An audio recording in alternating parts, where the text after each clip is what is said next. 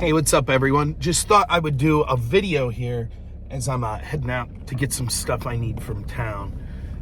I wanted to talk a little about the race for speaker. You can check my live stream out from last night. You can see about an hour and 10 minutes in, I talk a lot about the speaker race.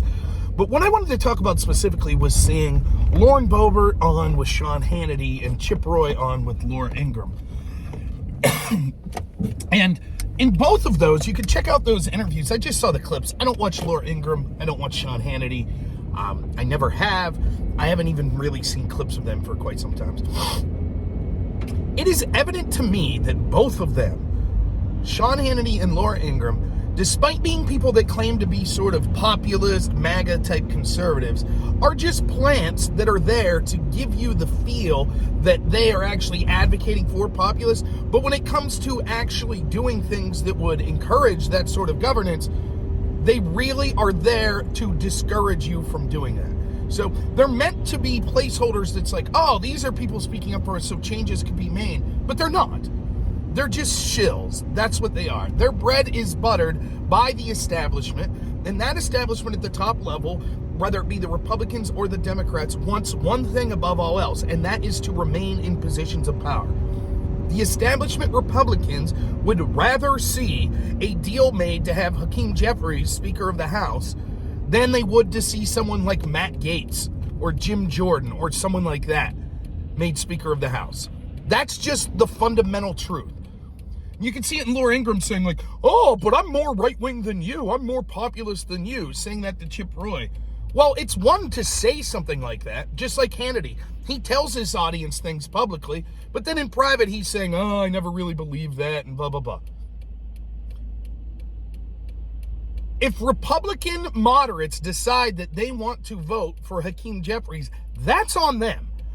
I am sick and tired of this narrative. Well, you just got to pinch your nose again this time. It's so important this time that we have to nominate and put in positions of power the same old establishment people because the other side's so bad.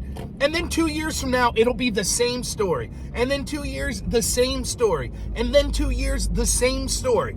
Always, though, if only the other side weren't so dastardly, you could actually have someone who represents you. But unfortunately, the other side's really bad. So now you have to pick a bunch of people that don't care about you. It's ridiculously bad for the Republicans. You could go back, you could see people like John Boehner hated his constituents. Paul Ryan. How many times will people in positions of leadership of the Republican Party show the contempt they have for their actual voters? Mitch McConnell does it. How's that omnibus bill? But the funny thing about it is this same strategy is also used by the establishment Republicans' biggest allies. Not the MAGA Republicans, not the Freedom Caucus. No, their biggest allies are the establishment Democrats. And they do the same thing. You know how many times I debated people that said, nah, no one really likes Nancy Pelosi, left-wingers that said that, or, you know, no one's really a big Chuck Schumer fan. We just had to support them because the other side was worse. It's the same garbage. Oh, Trump's the worst ever, so you can't actually have new blood in leadership. Sorry, it's got to be Nancy Pelosi. Sorry, it's going to be the same corporatist Dems, who just so happen to be pals with the same corporatist Republicans that are running the Republican show. It's the same argument. It's how they maintain power. They paint the other side as the boogeyman, but then on the important issues like spending bills that spend trillions of dollars, or sending money over for foreign wars like Ukraine, or locking down and bailing out under things like COVID and authoritarianism, or, you know, when it comes to censorship online or corruption of these institutions like the FBI. Isn't it odd how Republicans, even when they had leadership, didn't do anything about this? Nothing. Heck, they couldn't even repeal and replace Obamacare when they had the presidency, the House, and the Senate. That's what Republican leadership was about. So when you see people like Sean Hannity and Lauren Boebert, oh, well, now it's time to just pinch your nose and support Kevin McCarthy. You know, we have to because the other side's worse. That's what they'll be saying 40 years from now if they're still alive. Their job isn't to advocate for leaders and policies that will be to the benefit of the constituents of the Republican Party. That's not their job. Their job is to maintain the status quo with leadership in the Republican Party. And the pundits on the left, their job is to maintain the status quo with leadership on the right, or on the left. The difference is the Democrats, despite the fact that we were told that, all these progressives, the Squad and Bernie Sanders, we were told, oh, they're rebels. They're going to upset the apple cart. They're tired of business as usual. These progressives are going to come in and they're going to do something.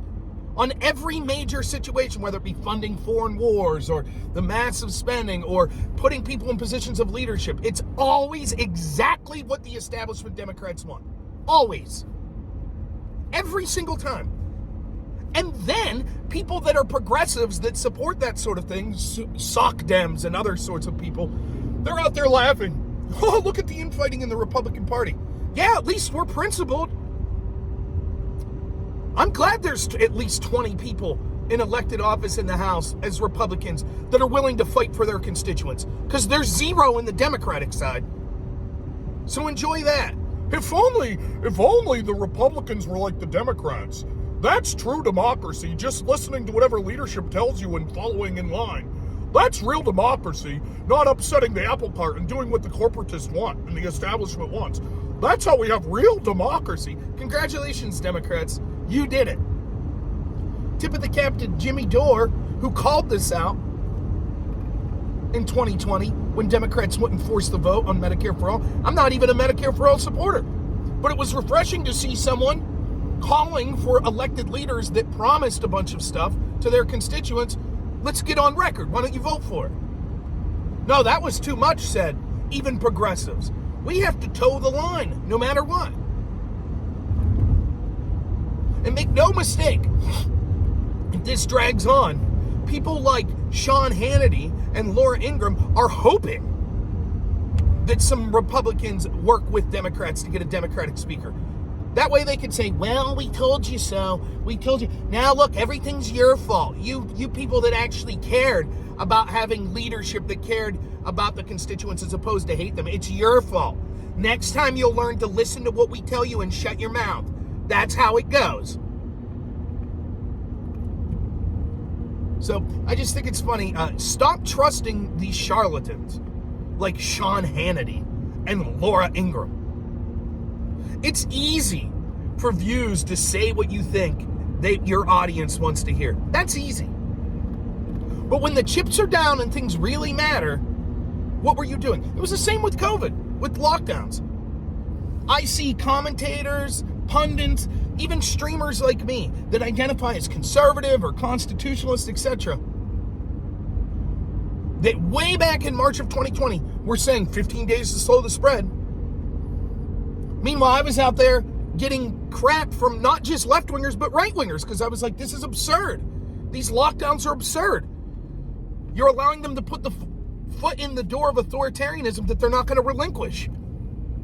Here we are. But now those people, they're out there saying, oh, man, lockdowns were terrible. That's what Laura Ingraham and Sean Hannity will do. They just say what they think their audience wants to hear. But when it matters, they're never there. Never. So, all right, I hope you enjoyed this video. I will be live streaming tonight around 9 p.m. Eastern on all platforms on the Twitter file. So check that out. Thanks so much. As always, have a good one.